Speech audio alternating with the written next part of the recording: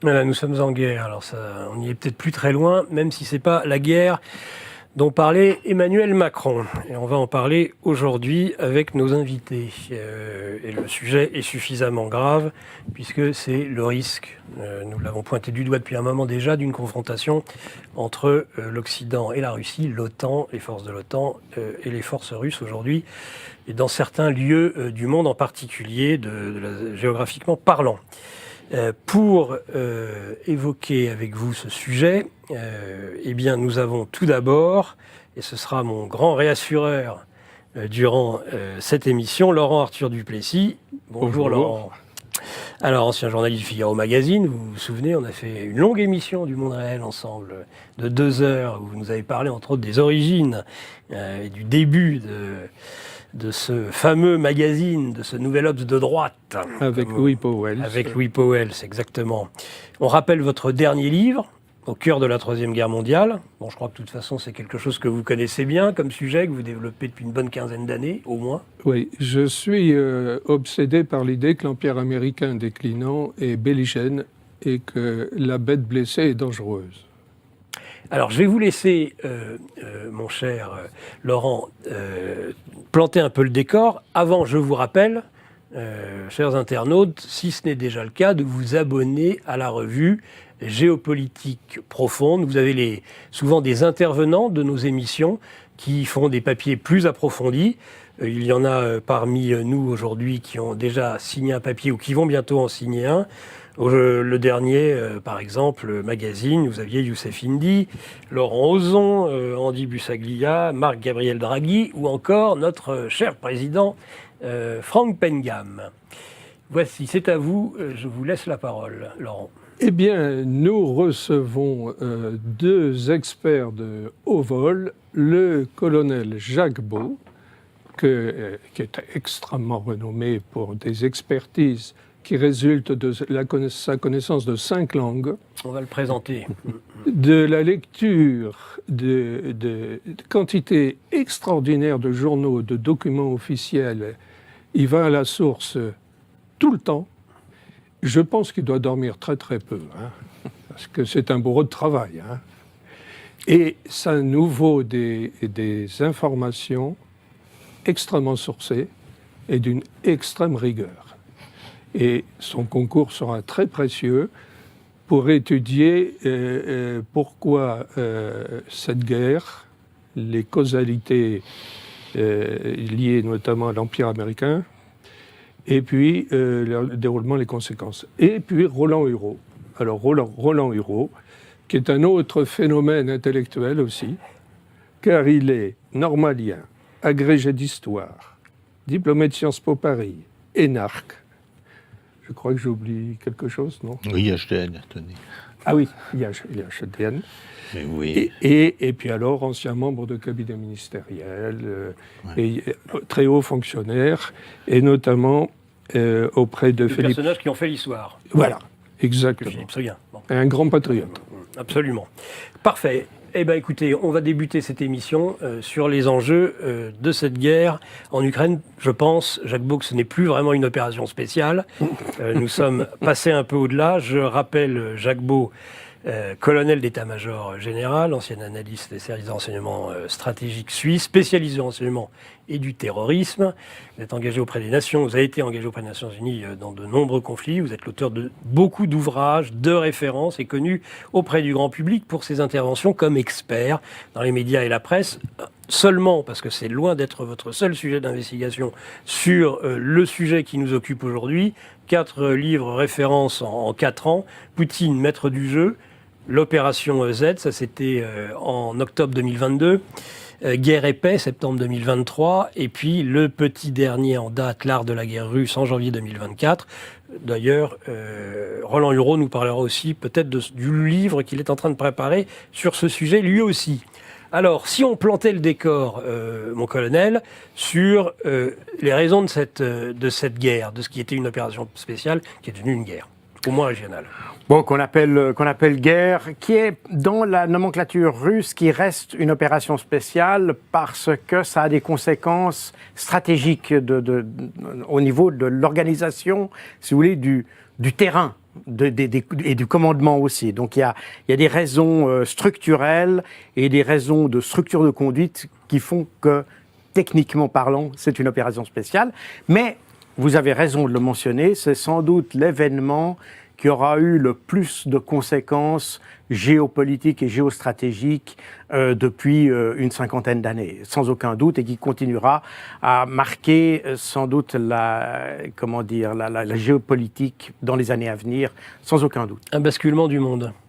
Et qui a effectivement été un révélateur, pour ne pas dire le déclencheur du basculement du monde, tout à fait, on va y revenir.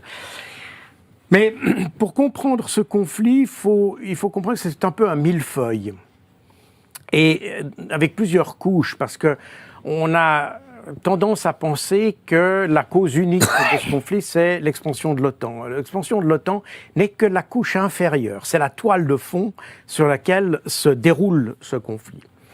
Toile de fond parce que le rapprochement de l'OTAN des frontières de la Russie est considéré comme un danger de sécurité nationale pour les Russes. On ne va pas revenir sur ces questions. Là où ça commence à toucher le conflit ukrainien, c'est que l'Ukraine s'est intéressée à entrer dans l'OTAN et qu'après 2014, et là on touche à la deuxième couche, en 2014, on a un conflit qui se déclenche avec la Russie, ou plus exactement avec la population russe de l'Ukraine. Et c'est ce qui amène la Russie à s'impliquer dans la question ukrainienne. Et c'est bien le coup d'État de février 2014, qui déclenche la décision de supprimer le droit ou le statut officiel de la langue russe, qui déclenche un conflit intérieur. Moi-même, j'étais en Ukraine en septembre 2022, au moment où 2014, au moment où pratiquement tout le Sud a créé sécession. Pratiquement. Et en septembre 2014, on a même la création, alors elle est restée pendant 1 ou 2 semaines, mais d'une république de Novorossiya, donc composée de plusieurs républiques indépendantes, enfin pas indépendantes, autonomes à ce stade, des républiques populaires, la République populaire d'Odessa, celle de Kherson, Zaporozhye, Donetsk, Lugansk, etc., sont restées plus tard que celle de Lugansk parce qu'il y a eu une répression violente. Et cette répression violente a été en fait le conflit matériel qui s'est déclenché. Et alors pourquoi la question de l'OTAN entre en collision avec le conflit intérieur ukrainien? C'est que, et ça nous le savons par les déclarations du conseiller de Zelensky en mars 2019, ou dans une interview à la chaîne de télévision Apostrophe, chaîne de télévision ukrainienne, il explique que pour pouvoir entrer dans l'OTAN, l'Ukraine en tant que telle ne peut pas rentrer tant qu'elle est en conflit avec la Russie. Il faut donc que la Russie disparaisse, j'allais dire, du terrain en quelque sorte. Et pour qu'elle disparaisse, il faut qu'elle soit vaincue dans une guerre. Et pour qu'elle soit vaincue dans une guerre, il faut qu'on l'amène à faire la guerre, et qu'avec l'aide de l'OTAN... Ce qui n'arrive jamais d'ailleurs qu'il soit vaincu, quand c'est l'Ouest en tout cas qui attaque. Je ne parle pas quand c'est à l'Est. Ça, c'est ce que nous savons comme historiens.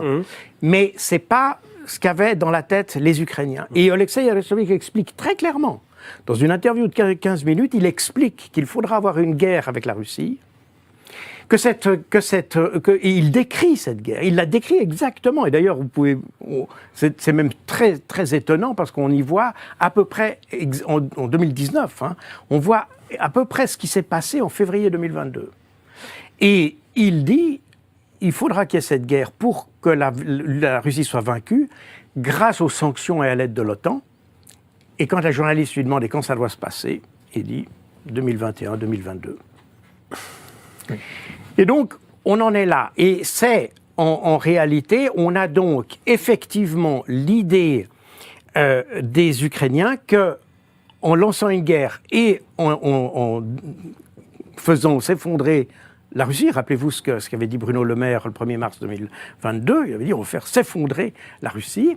Tout à fait. On pensait avoir cette victoire. Et alors, ça, c'est les Ukrainiens. Mais il y a un document qui est très intéressant, qui a été publié d'ailleurs à peu près à la même époque que cette interview d'Alexei Arestovitch, qui est un document de la Rand Corporation, un document de 300 pages, publié en avril 2019, et qui décrit une stratégie pour affaiblir la Russie en utilisant l'Ukraine. Et tous les événements qu'on a vus ces 2 dernières années sont décrits dans ce document de 2019. Donc à la même époque, vous avez d'un côté les Américains qui veulent affaiblir la Russie, et de l'autre, les Ukrainiens qui veulent aussi affaiblir la Russie. Mais les objectifs sont différents. Pour les Ukrainiens, comme je l'ai dit, c'est pour rentrer dans l'OTAN. Pour les Américains, c'est un peu plus complexe parce que, à ce moment-là, et d'ailleurs encore aujourd'hui, l'objectif des Américains, c'est la Chine. Mais ils pensent que pour vaincre la Chine ou pour maintenir l'hégémonie américaine ou l'hégémonie occidentale, il faut que la Chine soit isolée, reste isolée. Et le risque qu'il y a, selon eux, à ce stade, donc on est en 2019, c'est que la Chine se rapproche de la Russie et que la Chine s'adosse à la Russie, si vous voulez, et donc la renforce, et qu'on crée un bloc eurasiatique. Donc ils ont obtenu l'inverse de ce qu'ils recherchaient. C'est exactement ça. C'était prévisible. C'était prévisible, mais malheureusement, c'est-à-dire que, oui et non, enfin, oui, c'était prévisible, en tout cas avec le recul.